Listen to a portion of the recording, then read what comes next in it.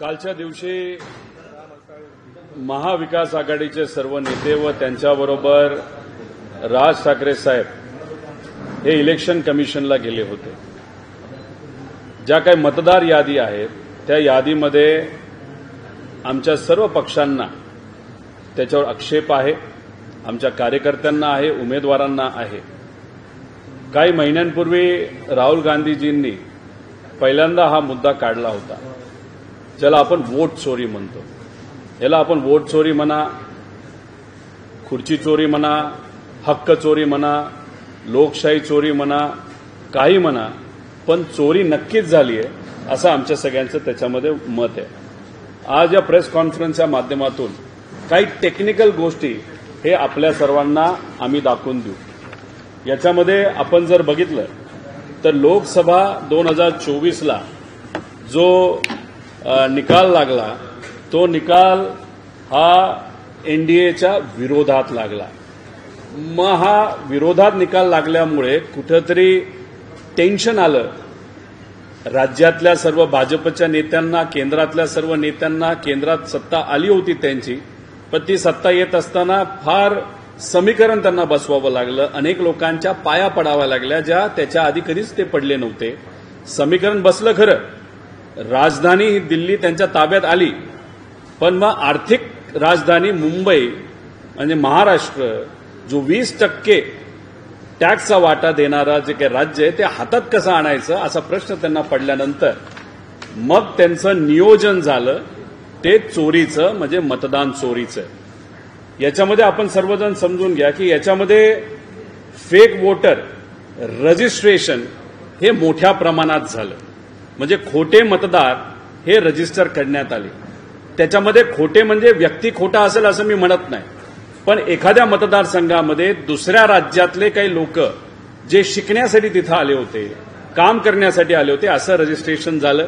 नाहीतर दुसऱ्या मतदारसंघातले लोक सुद्धा इथं त्यांचं रजिस्ट्रेशन केलं, मतदार करून घेतलं आणि लगेच दुसऱ्या मिनिटाला त्या मतदारसंघामधून जाऊन त्यांचं मतदार केलं. असे फेक वोटर रजिस्ट्रेशन झालं.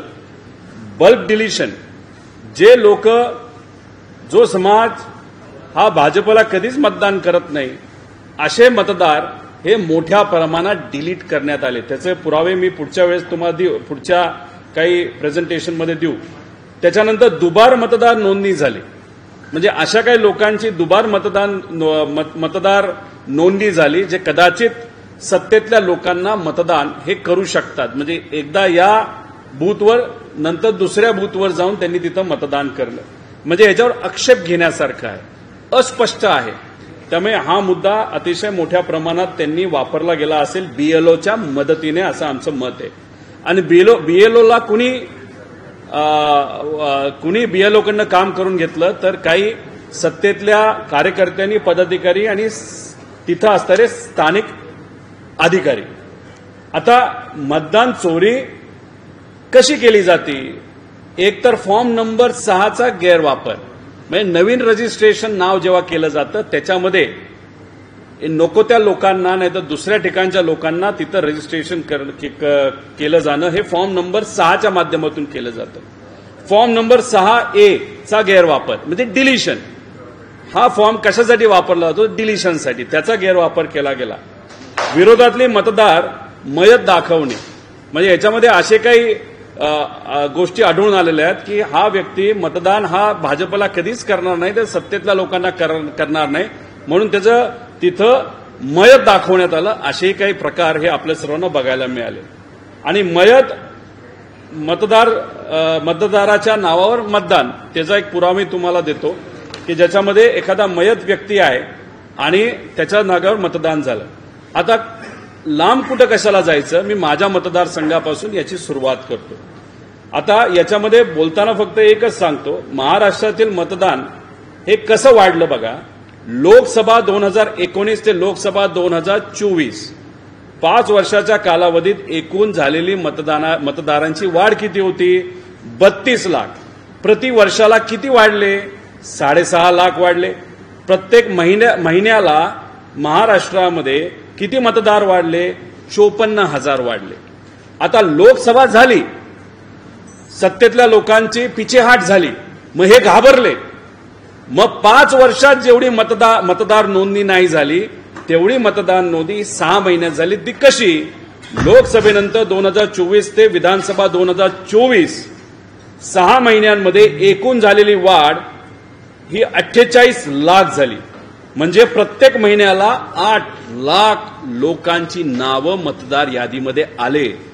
म्हणजे 2019 लोकसभा ते 2024 लोकसभा महिन्याला 54,000ची वाढ झाली.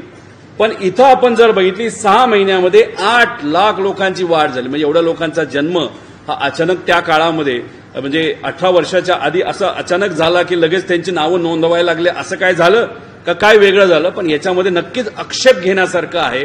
डायरेक्ट 54,000 महिन्यावरनं वाढ ही 8 लाख महिन्याला तिथं वाढ झालेली आहे.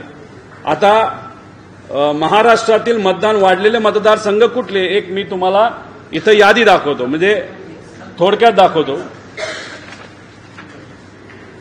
ती यादी आहे ना, शेवटी दाखवतो. ठीक आहे, काय हरकत नाही. आता मी माझ्या मतदारसंघाचं तुम्हाला सांगतो. लोकसभा 2019 ते लोकसभा 2024 5 वर्षामध्ये माझ्या मतदारसंघामध्ये 26,000 मतदार वाढले. प्रति वर्षाला 5,229, प्रति महिन्याला 435. विधानसभा 2019 ते लोकसभा 2024 18,490 मतदार वाढले. 4,100 प्रत्येक वर्षाला, म्हणजे 341 महिन्याला वाढले. लोकसभा 2024 ते विधानसभा 2024 हे जास्त महत्वाचं आहे. 6 महिने 14,116 मतदार वाढले, म्हणजे महिन्याला 1,173. पण महत्वाचं असं आहे, अशी यादी ज्याच्यावर आम्ही आक्षेप घेतो 31 ऑगस्ट ते 1 ऑक्टोबर 2024ला, म्हणजे एका महिन्यात या यादीवर आम्हाला आक्षेप घेता येत नाही. ही यादी ऑटोमॅटिकली ही लोड झाली, त्याचा विरोध सुद्धा आम्हाला करता येत नाही, आक्षेप सुद्धा करता येत नाही. एका महिन्यात त्यांनी किती मतदार वाढवले? माझ्या मतदारसंघामध्ये 4,891 मतदार हे एका महिन्यामध्ये शेवटच्या यादीमध्ये वाढवले. त्याच्यामध्ये आम्हाला अधिकार सुद्धा नाही तिथं आक्षेप घेण्याचा. दुर्दैव आहे. लोकशाही मेली का काय? नाही तर इलेक्शन कमिशन लोकशाहीला मारतं का काय असा प्रश्न हे बघितल्यानंतर आम्हा सगळ्यांना तिथं वाटतं. आता कर्जत जामखेड असेंब्ली अनालिसिस करूया. अडिशनल आफ्टर लोकसभा, म्हणजे लोकसभा 2024 नंतर 14,292 मतदार वाढले. आता याच्यातून डिलीट किती झाले लोकसभेनंतर? म्हणजे कदाचित आम्हाला मतदान करणारे ही लोक असू शकतात, काही मयत सुद्धा त्याच्यामध्ये असू शकतात. किती कमी झाले? 6 महिन्यामध्ये 5,360 मतं कमी झाली. म्हणजे दिसताना काय दिसतं? 14,292 वाढले, 5,360 कमी झाले, प्लस मायनस करून 9,000 वाढले असं फक्त दिसतं. कदाचित तो आकडा कमी दिसतो, तसं नाही. वाढले 14,000, कमी झाले 5,300. आणि या कमी झाल्यामध्ये काही आमचे सुद्धा मतदार मोठ्या प्रमाणात त्याच्यामध्ये होते असं आमचं मत आहे. आणि दुबार वोटर्स म्हणजे डुप्लिकेट याच्यावर आक्षेप घेण्यासारखे 14,162. अजून एकदा त्यांना मतदान करण्याचा हक्क आहे, 2दा आहे, 3दा आहे, असे डबल ट्रिपल नावं आलेले किती आहेत? 14,162. हे वेगळे, वाढलेले वेगळे, मायनस झालेले वेगळे, आणि त्याच्यात हे दुबार असणारे वेगळे. हे तुम्ही सगळ्यांनी समजून घेतलं. आता हे कसं करतात? काल कदाचित टेक्निकली काही लोकांनी सांगितलं नाही, हे टेक्निकली तुम्हाला सर्वांना सांगतो. फॉर्म नंबर 6चा गैरवापर, म्हणजे नवीन यादी मतदारांची कशी ऍड केली जाते, तर त्याला सगळ्यात महत्वाचं काय लागतं? पुरावा लागतो, फोटो लागतो, राहण्याचा पुरावा लागतो. मग सगळ्यात सोपं काय? तर आधार कार्डचा वापर केला जातो. आधार कार्डमध्ये काय लागतं? पासपोर्ट साईज फोटो कुठेही मिळू शकतो, मोबाईल नंबर लागतो, कोणाचाही टाकता येतो, कुणी तिथं चेक करत नाही. पण आधार कार्ड हे सगळ्यात मोठ्या प्रमाणात दुर्दैवाने दुबार मतदार नोंदणी, त्याच्याचबरोबर दुबार मतदानासाठी खोटे मतदार बाहेरून आणून इथं खोटे मतदार ऍड करण्यासाठी सगळ्यात मोठा वापर कशाचा झाला असेल तर तो आहे आधार कार्डचा. आता डुप्लिकेट नाव मतदार नोंदणीसाठी जर आधार कार्ड हा मेन मुद्दा असेल तर त्याचा हेरफार कसा केला जातो हे मी आता तुम्हा सर्वांना इथं दाखवतो. आता काय उदाहरण घ्यायचं? मतदार कर्जत जामखेड अतिशय चर्चेत असणारा मतदारसंघ, अतिशय प्रामाणिक लोक, कितीही पैसा किती ताकद वापरा, पण विचाराबरोबर प्रामाणिकपणे राहणारे लोक. म्हणजे या राज्यात तर कर्जत जामखेड आता चर्चेत आहे, पण अख्ख्या जगात आता तो चर्चेत आलाय असं आपण समजूया. मग एवढा चर्चेत आलेला कर्जत जामखेडमध्ये आता कोणाचं नाव आपण रजिस्टर करायचं, कोणाचं करायचं? तर या जगातला सगळ्यात ताकदवान माणूस म्हणजे कोण? डोनाल्ड तात्या, ट्रम्प तात्याचं नाव आपण माझ्या मतदारसंघामध्ये रजिस्टर करू. कुठं करायचं? राशीनमध्ये करू. तिथं देवीचं मंदिर आहे. केलं का? सुरू केलं का? आता ही जी वेबसाईट असते ज्याचा वापर आता हे करणार आहेत, अशा अनेक वेबसाईट असतात. त्या वेबसाईट 4 दिवस चालतात, बंद पडतात, परत नवीन वेबसाईट काढली जाते, 10 दिवस चालते, बंद पडते. मग अशा पद्धतीने काही वेबसाईट ह्या बंद चालू होतात, त्याचा वापर केला जातो. इलेक्शन संपलं की बंद करतात. आम्हाला एक वेबसाईट तिथं आता सापडलेली आहे. चालू झालं का? आता याच्यामध्ये ह्याच्यावर घ्या ना, स्क्रीन शेअर करा ना. व्हिडिओ आहे का? अरे इथं दिसू द्या ना. फुलजा सिमसिम असं ते करा. बघा, ही वेबसाईट आहे. अशा अनेक वेबसाईट असतात, त्या बंद नाव आहे. आता इथं आमचे पवार म्हणून आले आहेत पदाधिकारी. हे आहे पिंपरी चिंचवड विधानसभा मतदारसंघ. यांनी एवढा अभ्यास केलाय, फिजिकली अभ्यास केलाय. आता ह्याच्यामध्ये काय त्यांचं मत आलंय? आक्षेप काय? 54,660 नावं ही लोकसभेनंतर वाढली. बरोबर ना पवार? याच्यामध्ये शिरूर विधानसभा मतदारसंघाची किती नावं आहेत? 10,230. वडगाव शहरीतली किती आहेत? 11,064. खडकवासल्यामधून किती रजिस्टर आहेत? 12,330. पर्वती मतदारसंघातले किती? 8,238. हडपसर मतदारसंघाचे किती आहेत? 12,798. 54,000 नावं वाढवली आहेत. मग हे आमचे कार्यकर्ते तिथं गेले माणसं शोधायला, एक सुद्धा माणूस तिथं सापडेना. जसं अशोक बापू पवारांनी सांगितलं, बसली लोक ही तिथं आणली. बसली तिथं आणल्यानंतर मतदान करून घेतलं आणि परत त्यांना बसली घेऊन पाठवलं. म्हणजे पैसे देऊन लोकांना मतदानाला आणलं, मतदान करून घेतलं आणि परत त्यांच्या मतदारसंघामध्ये पाठवलं. म्हणजे इथं तुम्हाला पिंपरीचं उदाहरण मी दाखवलं, ज्याच्यामध्ये 54,000चा घोळ झालेला आहे. विथ पुरावा सकट आम्ही तिथं दिलेला आहे. आता ह्याच्यात खोलात जायचं झालं तर याच्यात आमचं असं मत आहे की याच्यामध्ये एक मेथोडॉलॉजी डिझाईन केली गेली. आता ती कुणी डिझाईन केली असं आमचं मत आहे? दिव्यांग दिवे नावाच्या एका व्यक्तीने तिथं केलेली आहे. देवांग दवे ही व्यक्ती कोण आहे? तर भाजपचे पदाधिकारी आहेत. मग यांनी काय केलं तर यांनी एक मेथोडॉलॉजीचा वापर केला. किती लोकांना काढायचं, कुणाला काढायचं, कोणाला घालायचं, टोटल कोऑर्डिनेशन कसं करायचं, काय करायचं. इलेक्शन कमिशन ही स्वायत्त संस्था आहे. या स्वायत्त संस्थेचं इंटरनेट नाही तर त्यांची वेबसाईट हे हँडल करण्याची जबाबदारी कोणाला इलेक्शन कमिशन दिली तर ही दवे नावाच्या या व्यक्तीला तिथं दिलेली आहे. इलेक्शन कमिशनच्या वेबसाईटवर काय काय माहिती असते? सगळी माहिती असते. आणि मग ही माहिती जर दवेला तिथं वेबसाईट वापरण्यासाठी दिला असेल, दवे हा जर भाजपचा पदाधिकारी असेल तर आमच्या आधी दवेकडे सगळी माहिती होती. त्याच्यामध्ये काय ऍड करायचंय, काय मायनस करायचंय हे दवेली त्या आमदारांना नाही तर उमेदवाराला विश्वासात घेऊन केलं असं आमचं ठाम तिथं मत आहे. कारण का एवढी मोठी इन्फॉर्मेशन जर एका व्यक्तीला, भाजपच्या पदाधिकाऱ्याला वेबसाईटच्या माध्यमातून मिळत असेल आणि आम्ही जेव्हा मागतो तेव्हा आम्हाला सांगितलं जातं, जा तुम्हाला देत नाही, ही देत नाही, ती देत नाही. आम्ही माहिती मागायला गेलो तरी आमच्या नेत्यांना सांगितलं जातं ही माहिती तुम्हाला आम्ही देऊ शकत नाही. कोर्टात जेव्हा जातो तेव्हा कोर्ट निकाल द्यायच्या आधी हे तिथं कुठेतरी निर्णय काढून घेतात की अशा पद्धतीची माहिती आम्हाला देता येत नाही. त्यामुळे आमची मागणी काय? तर आमची मागणी आहे की याच्यामध्ये आता ही प्रेस माझी पहिली असं नका समजू. जेव्हा माझा निकाल लागला 23 तारखेला निकाल लागला नोव्हेंबरला, 27 नोव्हेंबरला पुण्यामध्ये मी पहिली प्रेस कॉन्फरन्स घेतली आणि सांगितलं होतं काहीतरी गडबड आहे. आणि मग आता सगळ्या गोष्टीचा अभ्यास केल्यानंतर ह्या सगळ्या गोष्टी आता बाहेर येत आहेत.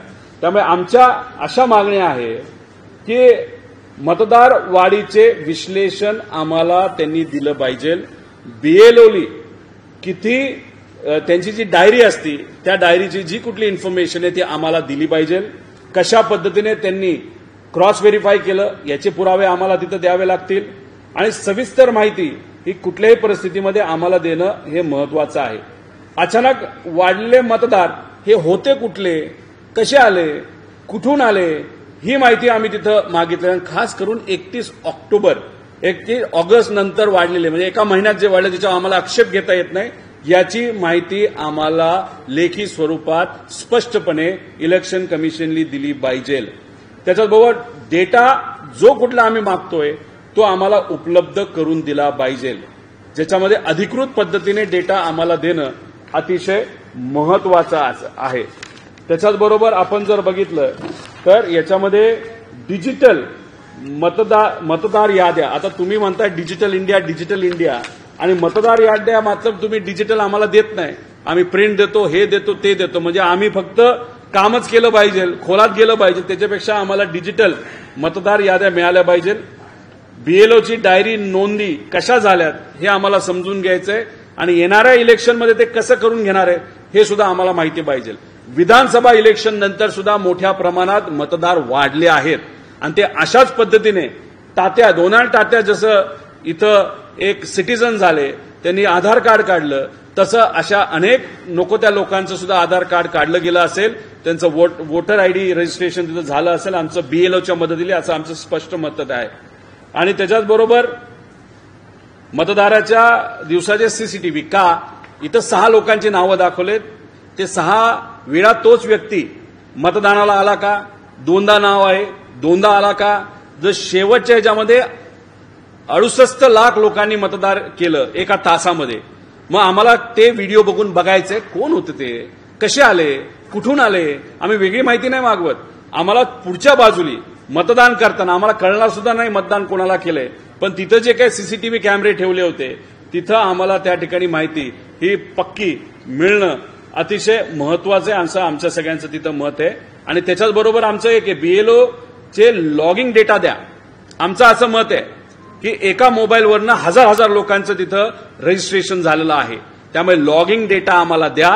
आणि हे बीएलओ एका ठिकाणावरनं सगळी माहिती काढत होते का, क्रॉस व्हेरीफाय करते होते का. आमचं मत आहे एकाच ऑफिसमध्ये हे बसले, अधिकाऱ्यांकडनं वरून आदेश आला म्हणून सगळी माहिती दिली, एका एसी ऑफिसमध्ये कार्यालयामध्ये बसून बहुतांश बीएलओनी सगळी क्रॉस व्हेरिफिकेशन तिथं केलंय म्हणून ह्या चुका त्यांना सापडलेल्या नाही. त्यामुळे कुठं ना कुठंतरी घोळ झालाय. त्यामुळे लॉगिंग आयडी आणि सीडीआर डेटा हा बघून खरं काय हे लोकांसमोर तिथं आलं पाहिजे असं आमचं मत आहे. फॉर्म क्रमांक 7 हे आम्हाला उपलब्ध करून द्या आणि स्थानिक निवडणुकीतील पार्श्वभूमी बघता हे जे काय घोळ निघालेत, जे काय पुरावे येत आहेत, व्हीव्हीपॅट असणं महत्वाचं आहे. ते म्हणतील आमच्याकडे एवढे व्हीव्हीपॅट नाहीत, मशीन नाही आहेत. अहो, अख्ख्या देशात काही इलेक्शन आहे असं नका समजू. लोकसभेला तुम्ही सगळीकडे वापरले, आणाला, मग जिल्हा परिषदच्या सदस्यासाठी 1 वापरा, पंचायत समितीसाठी 1 वापरा, प्रभागमध्ये 4 असतील तर 4 वेगळे वापरा. अख्ख्या देशातून तुम्ही आणा आणि मग त्या व्हीव्हीपॅटचा आणि त्या तिथं मशीनचा वापर करा. अजून डोकं वापरा, अजून थोडे दिवस जाऊ द्या, नाहीतर सहज सोप्या पद्धतीने म्हणजे आपल्या बॅलेट पेपरवर तुम्ही मतदान घ्या, विषय संपवा. त्यामुळे एकतर मशीन, मतदार यादीमधला घोळ जोपर्यंत क्लिअर होत नाही तोपर्यंत तुम्ही इलेक्शन कशाला घेता. लोकांचा विश्वास इलेक्शन कमिशनवर राहिलेला नाही. इलेक्शन कमिशनमध्ये सुद्धा काय आज अधिकारी आहेत ज्याची नावं कदाचित पुढे जाऊन आम्हाला घ्यावी लागतील, पण आज आमचा आक्षेप इलेक्शन कमिशनवर आहे, प्रक्रियेवर आहे, तिथं मतदार यादीवर आहे. आणि अशा पद्धतीने आयडी प्रूफ खोट्या पद्धतीने करून त्याचा वापर करून खोटी मतदार नोंदणी करून तिथं मोठ्या प्रमाणात पैशाचा वापर केला आणि लोक बाहेरून आणून हे त्यांनी तिथं मतदान करून घेतलं. आणि आज हे सगळे सत्तेत आहेत. त्यामुळे आम्ही सत्तेत, ठीक आहे तुमचं सरकार ठेवा, आम्हाला काही घेणं देणं नाही तुमच्या सरकारचं, पण याच्या पुढे लोकशाहीचा गळा जे तुम्ही दाबत आहात अशा पद्धतीने गैरव्यवहार करून तुम्ही संविधानाला धोक्यात आणताय. तुम्ही तिथं उद्या जाऊन कदाचित लोकसभेचं इलेक्शन जेव्हा येईल तुम्ही 400 पेक्षा जास्त तुमचे खासदार निवडून आणाल आणि जे तुमचं स्वप्न होतं संविधान बदलायचं, आरक्षण सर्व समाजाचं काढून टाकायचं, हे तुम्ही येत्या काळामध्ये करू शकतात अशी आम्हाला भीती आहे. त्यामुळे सुरुवात ही स्थानिक स्वराज्य संस्थेमध्येच तुम्ही ते बदल करावेत. आम्ही डोळ्यात तेल घालून तिथं लक्ष देऊनच आहोत, पण अशा पद्धतीने लोकशाहीचा गळा जर तुम्ही दाबवत असाल तर हे आम्हाला पटणार नाही. आणि जी यादी तुम्हाला सांगत होतो ती ही यादी आहे. सगळ्यात जास्त घोळ जर लोकसभा 2024 आणि विधानसभा 2024 या 6 महिन्यामध्ये सगळ्यात जास्त मतदान कुठं वाढलं असेल विधानसभा मतदारसंघाप्रमाणे तर पनवेलमध्ये हे किती वाढलंय? 60,000 65,000 वाढले. बरोबर ना? किती कुठे दिसतंय? 60,000 कमी करा अजून. कल्याण रूरल 57,000 वाढले. भोसरी 56,000. नीरा भायंदर हे 53,000. नाळा सुपारा 50,000. चिंचवड 45,000. हडपसर 43,000. मुंबई काळवा 41,000. म्हणजे तिथं बघा किती मोठ्या मतदानाने आमचे आवाडसाहेब जिंकले असतील. मालेगाव सेंटर म्हणजे असं ते सगळं बघितलं तर अशा पद्धतीने ते वाढलेलं आहे आणि याच्यामध्ये असा घोळ झालेला आहे. त्यामुळे काही ठिकाणी आमच्या लोकांचं मतदान त्यांची लीड ही कमी तरी झालेली आहे, नाही तर बहुतांश लोक तिथं दुर्दैवाने पडलेले आहेत. अशी परिस्थिती तिथं आहे आणि अशा पद्धतीने त्यामुळे हे कसे वाढले हे आम्हाला सगळ्यांना तिथं बघायचंय. त्यामुळे वोट चोरी, गद्दी चोरी, खुर्ची चोरी, लोकशाही चोरी, संविधान चोरी, जे काय म्हणायचं तुम्ही म्हणा, पण चोरी नक्की झाली आहे हे कुठं आता तिथं पुराव्यासकट आपल्या सगळ्यांना बघायला मिळतं.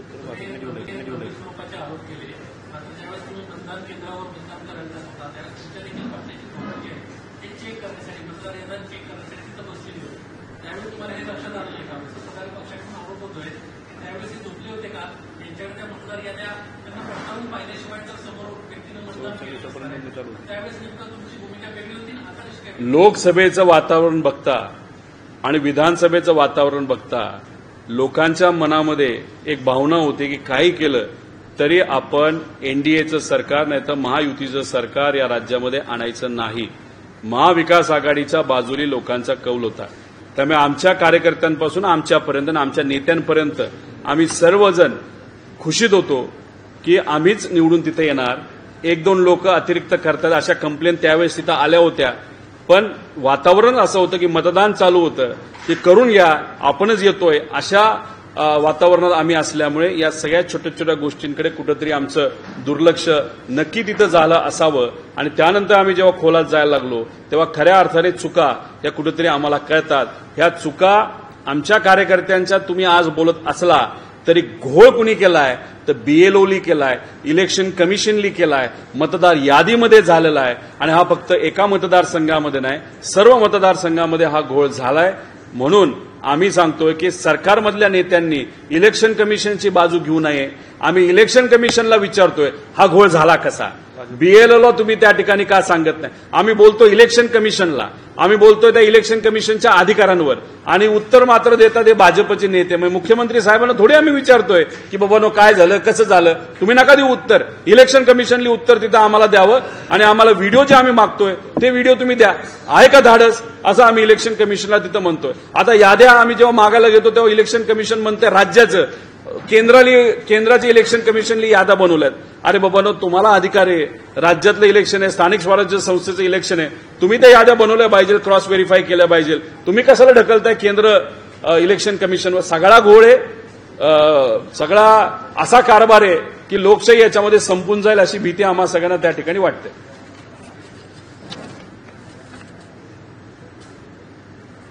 आता मुख्यमंत्री साहेबांची एक सवय आहे, काही बोललो ते पुरावे द्या. पुरावे तर दिले, ते सिडकोच्या बाबतीत सुद्धा पुरावे मागितले, पुरावे दिले, पण पुरावे देऊन करता काय तुम्ही नुसते पुरावे मागता, मीडियासमोर फक्त वेळ मारून घेता आणि हे सगळे पुरावे दिल्यानंतर मात्र तुम्ही म्हणता की नाही असं नसतं तसं असतं, त्यावेळेस कळलं नाही का.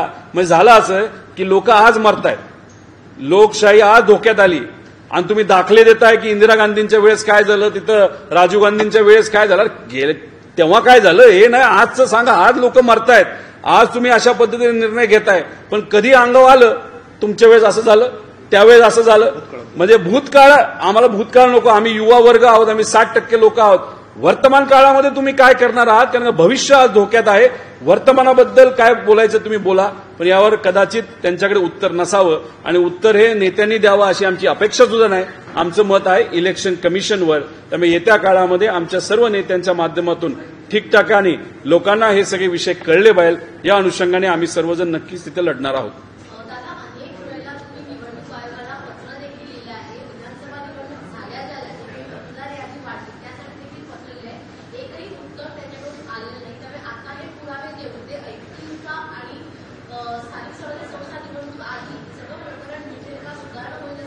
लोकसभा झाल्या म्हणजे विधानसभेच्या आधी सुद्धा आम्ही एक पत्र दिलं होतं. ते पत्राचा पुरावा जयंत पाटील साहेबांनी मीडियासमोर तिथं आणलेला आहे. आम्ही स्पेसिफिकली सांगितलं होतं की फार चुकीच्या पद्धतीने काय गोष्टी होत आहेत.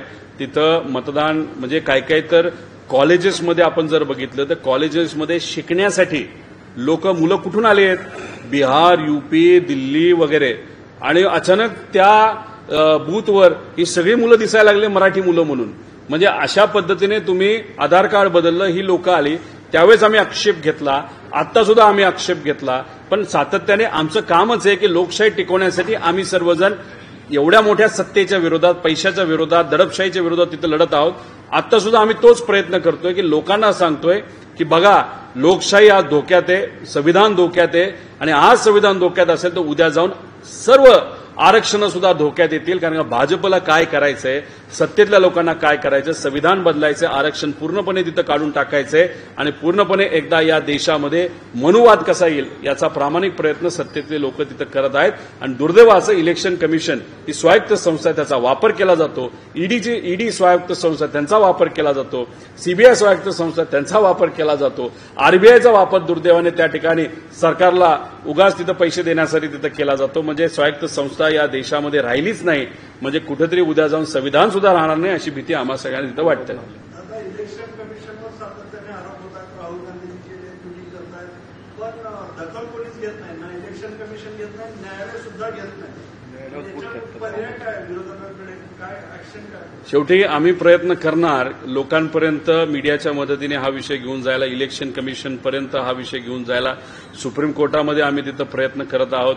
आता सुप्रीम कोर्टाची पण परिस्थिती आज आपण बघितली तर तिथं जे सर्वात प्रमुख सुप्रीम कोर्टाचे जे आहेत त्यांच्यावर आरएसएस विचाराचे नाहीतर मनुवाद विचाराचे लोक बूट टाकण्याचा तिथं विचार करतात. म्हणजे ही परिस्थिती सुप्रीम कोर्टाची आहे, न्यायव्यवस्थेची आहे. आमचा त्यांचा विश्वास आहे, पण कुठं ना कुठंतरी काय ना काहीतरी गोष्टी झाल्या पाहिजे. ह्या गोष्टी कधी होऊ शकतात, जेव्हा लोकातून एक उठाव होईल.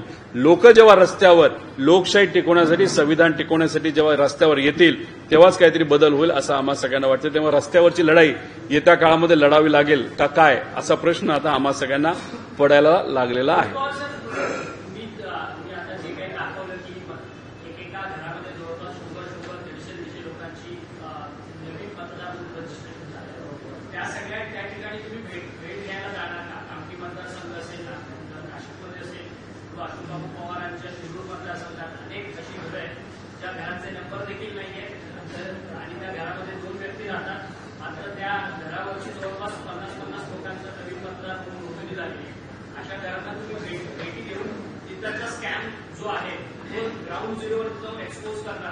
नाही, असं घर बघितलं पाहिजे ना, ज्या घरामध्ये सर्व धर्माचे, विविध जातीचे, विविध एज ग्रुपचे, वेगळ्या भागातले एकाच घरात राहणारे लोक हे अशोक बापूंच्या पवार यांच्या मतदारसंघामध्ये आहेत. त्यामुळे दिवाळी साजरी करण्यासाठी या सर्व जे काही 180 लोक आहेत त्यांना थोडे पेढे वाटण्यासाठी, दिवाळी भेट देण्यासाठी 100% अशा काही घरं असतील तिथं आम्ही जाऊ आणि आमचे जे काही पदाधिकारी असतील त्या भागामध्ये ज्यांना कोणाला काही माहिती असेल त्या घरी जाऊन दिवाळी भेट नक्कीच देतील असं मला वाटतं.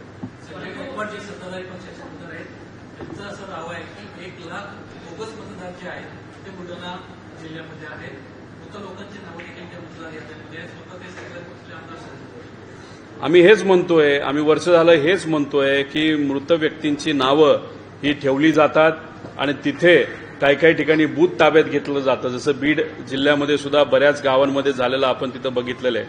आणि मग तिथं काय होतं की मृत व्यक्तीच्या नावावर दुसराच कुणीतरी येतो, बटन दाबतो, निघून जातो. मग आम्ही जेव्हा सीसीटीव्ही कॅमेरा मागतो की तेव्हा सीसीटीव्हीमध्ये कळतं की बाबांनो कोण आलं, कुणी मतदान केलं. मग ते कळू नये म्हणून राज्य सरकारच्या काही नेत्यांनी केंद्र सरकारच्या लोकांना सांगितल्यानंतर इलेक्शन कमिशनला आदेश आला आणि त्यांनी सांगितलं की आम्ही तुम्हाला सीसीटीव्ही देऊ शकत नाही. याच्यासाठीच आम्ही सीसीटीव्ही मागतो की हे खोट्या गोष्टी तिथं कळल्या पाहिजे. आता गायकवाड जे तिथं सत्ताधारी आमदार आहेत ते जर म्हणत असतील की बुलढाण्यामध्ये 1 लाख लोकांची नावं वाढली असेल तर आता घरचंच आहेर सत्तेतल्या लोकांना मिळाला असं आपल्याला म्हणावं लागेल. आणि मग अशा पद्धतीने आता सत्तेतलीच लोक बोलायला लागली. मग कुठं ना कुठं तरी आम्ही जो आवाज उठवतोय तो आवाज आता सत्ताधारी लोकांच्या कानावर पण ते कशा का निवडून आलेलं का असेना.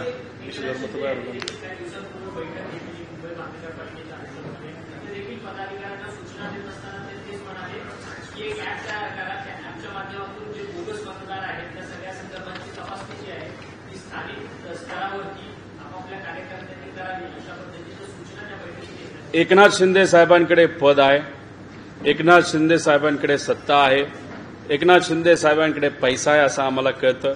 एकनाथ शिंदे साहेबांकडे कार्यकर्त्यांची फौज आहे, आमदारांची फौज आहे. पण एकनाथ शिंदे साहेबांकडे दवे नावाची व्यक्ती आहे का जी सिस्टममध्ये जाऊन घोळ करू शकते.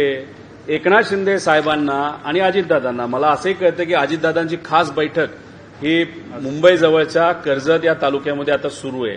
अजितदादांना सुद्धा आता भीती वाटायला लागलेली आहे की ज्या पद्धतीने महाविकास आघाडीचा पत्ता वोट चोरीच्या माध्यमातून सत्तेतल्या लोकांनी कट केला तसा आता येणाऱ्या मुंबई महानगरपालिका, ठाणे, कोल्हापूर, नागपूर, नाशिक असे जे काही मोठ्या महानगरपालिका जिल्हा परिषदच्या आहेत तिथं वोट चोरीचा वापर हा आमच्या विरोधात तर केलाच जाईल, पण आमच्याबरोबर हा एकनाथ शिंदे साहेबांच्या विरोधात सुद्धा केला जाणार आहे, अजितदादांच्या विरोधात सुद्धा केला जाणार आहे. म्हणून सत्ताधारी आमदार एकनाथ शिंदे साहेबांच्या पक्षाचे गायकवाड बुलढाण्याच्या बाबतीत ते बोलतायत आणि एकनाथ शिंदे साहेबांनी तिथं आता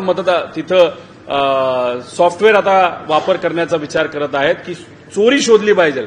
म्हणजे भाजपवर ज्या पद्धतीने आम्ही आता बोलतोय तसं उद्या जाऊन एकनाथ शिंदे साहेब आणि अजितदादा सुद्धा बोलतील अशी परिस्थिती पुढच्या काही महिन्यांमध्ये 100% येऊ शकते.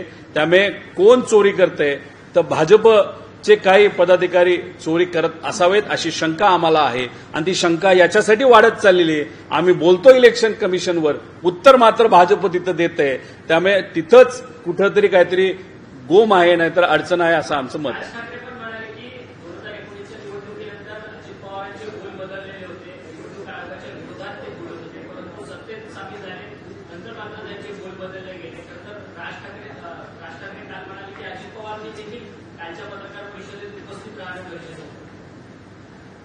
कोण उपस्थित राहायला पाहिजे होतं?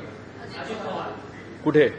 कालची जी विरोधकांची पत्रकार परिषद झाली त्या पत्रकार परिषदेत त्यांनी देखील उपस्थित राहणं गरजेचं होतं, कारण की 2019च्या निवडणुका झाल्या त्याच्यानंतर मात्र निवडणूक आयोगाच्या विरोधातली भूमिका अजित पवारांनी घेतली. आता सत्तेत सामील झाल्यावरती सत्ताधाऱ्यांनी बोलतो हे कधीपर्यंत बोलतील? स्थानिक स्वराज्य संस्थेपर्यंत बोलतील. जेव्हा स्थानिक स्वराज्य संस्थेमध्ये त्यांना कळेल इलेक्शन कमिशनचा वापर करून अजितदादांच्या पक्षाचा काटा काढला, एकनाथ शिंदे साहेबांच्या पक्षाचा काटा काढला, त्यानंतर म्हणजे स्थानिक स्वराज्याचे इलेक्शन झाल्यानंतर मात्र एकनाथ शिंदे साहेब सुद्धा आमचे आणि अजितदादा सुद्धा हे तिथं इलेक्शन कमिशनला आमच्याबरोबर आता राज ठाकरे साहेब आलेत, उद्या हे दोघं सुद्धा तिथं आपल्याला दिसतील लोकसभा आणि विधानसभा इलेक्शनच्या आधी असं आपल्याला म्हणावं लागेल.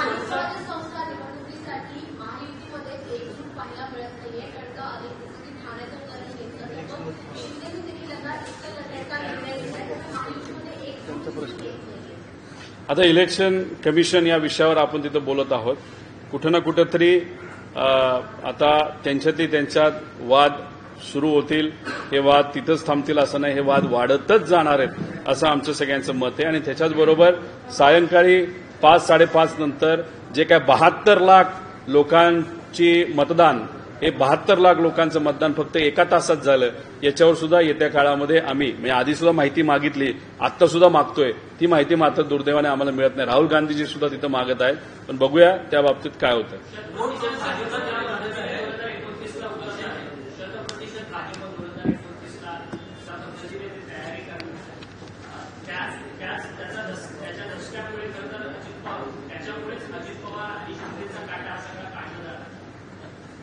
हे बघा, अजितदादांचे अनेक आमदार भाजपच्या संपर्कात आहेत.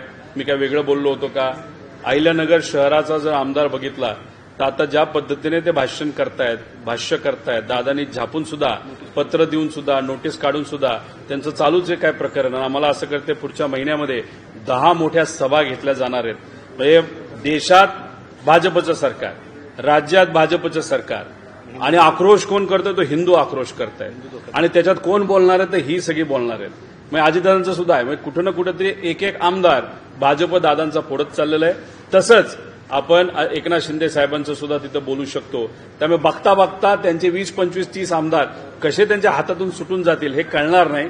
आणि काही नेते एकनाथ शिंदे साहेबांच्या पक्षामध्ये सुद्धा आहेत जे आता भाजपशी संपर्कात राहून हे सगळे आमदार फोडतायत. आणि अजितदादांच्या पक्षामध्ये सुद्धा जे कोकणातले मोठे नेते आहेत, तटकरे साहेब, ज्यांनी आता पक्ष ताब्यात घेतलाच आहे असं आपलं समजावं लागेल, त्यांच्या माध्यमातून काही आमदार असं बघता बघता 2029 लोकसभेच्या आधी बरेच आमदार हे भाजप बरोबर गेले असतील. पण लोकच इतकी कंटाळलेले असतील, उड्या मारणाऱ्या लोकांना हे आपण कुठेतरी झूमध्येच बघूया अशी भूमिका लोक घेतील आणि सामान्य लोकांना मात्र निवडून नेऊया अशी भूमिका लोक घेतील असा विश्वास आम्हाला सगळ्यांना वाटतो.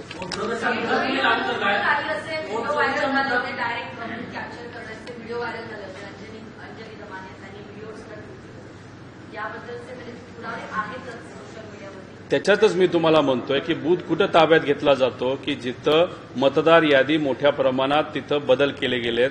मयत व्यक्तीच्या म्हणजे जो व्यक्ती नाहीच, जिवंत नाहीच, त्याच्यावर दुसरं कोणीतरी व्यक्ती येऊन मतदान तिथं करत असतात, नाहीतर दुसऱ्याच नावावर तिसरं येऊन मतदान तिथं केलं जातं. म्हणूनच आम्ही म्हणतोय की अशाच बऱ्याच ठिकाणी तिथं केलं गेलंय. आणि म्हणूनच व्हिडिओ जे आम्ही मागतोय ते पुरावे आहेत. पण व्हिडिओ जर म्हणजे पुरावेच तुम्ही आम्हाला देणार नसाल त्याचा अर्थ तुम्ही कुठेतरी गडबड झाली, चोरी झाली आणि त्या चोरीवर आता पांघरून घालण्याचा प्रयत्न हा इलेक्शन कमिशनकडनं केला जातोय. शेवट सांगतो कोणाचं वोट चोरीच्या बाबतीत काय विषय आहे का?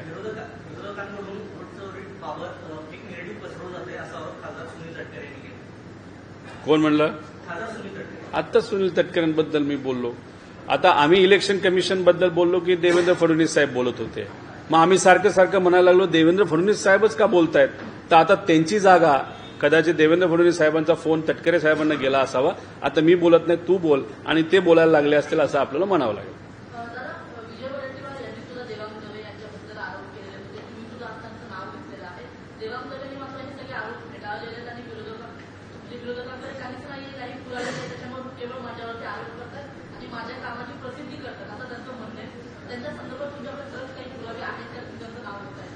दवे नावाच्या व्यक्तीने इलेक्शन कमिशनची वेबसाईट मेंटेन करण्याचा कॉन्ट्रॅक्ट घेतला होता का? इलेक्शन कमिशनमध्ये तो किती वेळा तिथं गेला? इलेक्शन कमिशनच्या वेबसाईटच्या माध्यमातून आपल्याला कुठली कुठली माहिती मिळते, कशी मिळते, ही सगळी लोकांना तिथं माहिती आहे. आता तुम्ही ज्या मशीन खोलत आहात, बसवत आहात, काय बसले, काय निघालंय, कुठला स्क्रू टाकलाय, कुठं काय टाकलंय हे तुम्हाला कळणारच आहे. आणि मग त्या माहितीचा वापर हे तुम्ही तुमच्या जवळच्या पक्षाला करणारच आहात. तुम्ही कुठल्या पक्षातले आहेत? तुम्ही भाजपचे पदाधिकारी आहात. तुम्ही थोडी आम्हाला मदत करणार आहात की आमच्या पक्षाला, म्हणजे भाजपच्या विरोधातल्या पक्षाला तुम्ही मदत नाही करणार. मग तुम्ही कॉन्ट्रॅक्ट पण घेतलं, तुमची लोक त्या वेबसाईटवर काम करत होती, सगळी माहिती तुमच्याकडे होती. आम्ही मागतोय आम्हाला माहिती काय दिली जात नाही.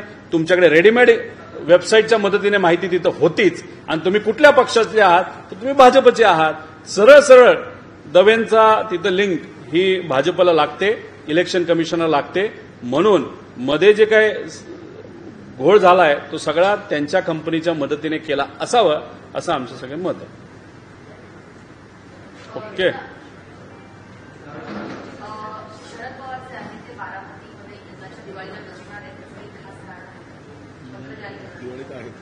नाही, दिवाळीत ते तिथं असतील, पण मोठ्या प्रमाणात पाडव्याच्या दिवशी पवार साहेब जे लोकांना भेटत असायचे ते मात्र यंदा कदाचित ते होणार नाही. त्याचं मुख्य कारण त्यांचे धाकटे बंधू प्रताप पवार साहेब यांच्या पत्नी ह्या नुकत्याच दुर्दैव त्यांचं तिथं निधन झालं आणि कुटुंबामध्ये एक वेगळं वातावरण, दुःखाचं वातावरण असल्यामुळे तो निर्णय पवार साहेबांनी आणि कुटुंबाला तिथं घेतला आहे.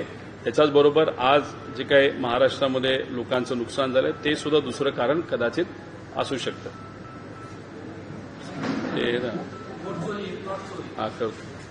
थोडं 1-2 मिनिटं जाऊ द्या आणि मग आम्ही घेतो. हा आहे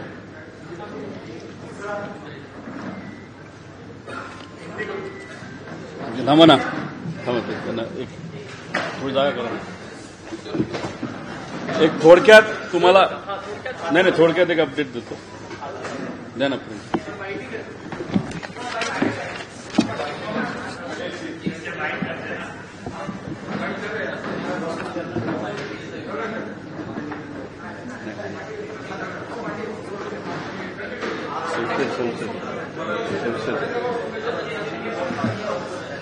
फोरम फॉर सिटीजन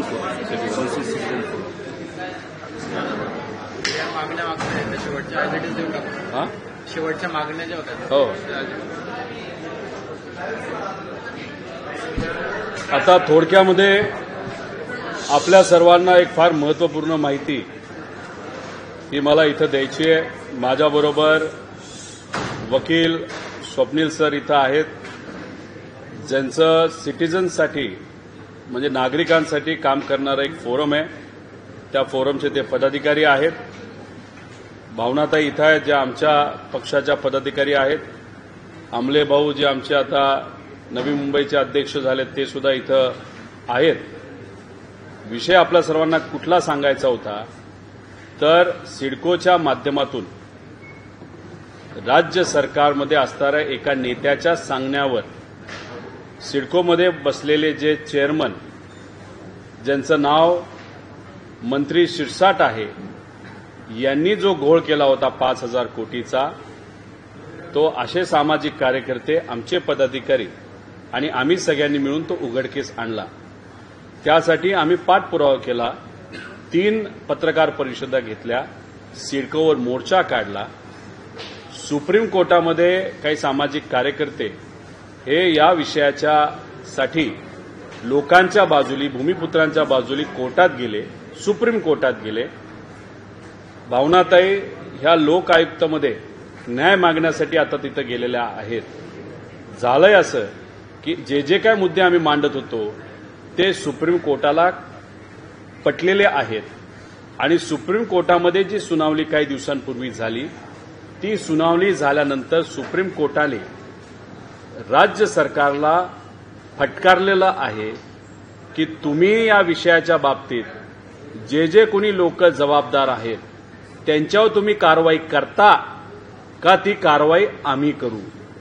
सुप्रीम कोर्टाने कोणाकोणाला नोटिसेस काढलेल्या आहेत तिथं यूडी विभाग, त्याच्याचबरोबर फॉरेस्ट विभाग, तिथे असणारे सेक्रेटरी जे आपले चीफ सेक्रेटरी आहेत त्यांना सुद्धा त्यांनी पत्र लिहिलेलं आहे, नोटीस काढलेली आहे.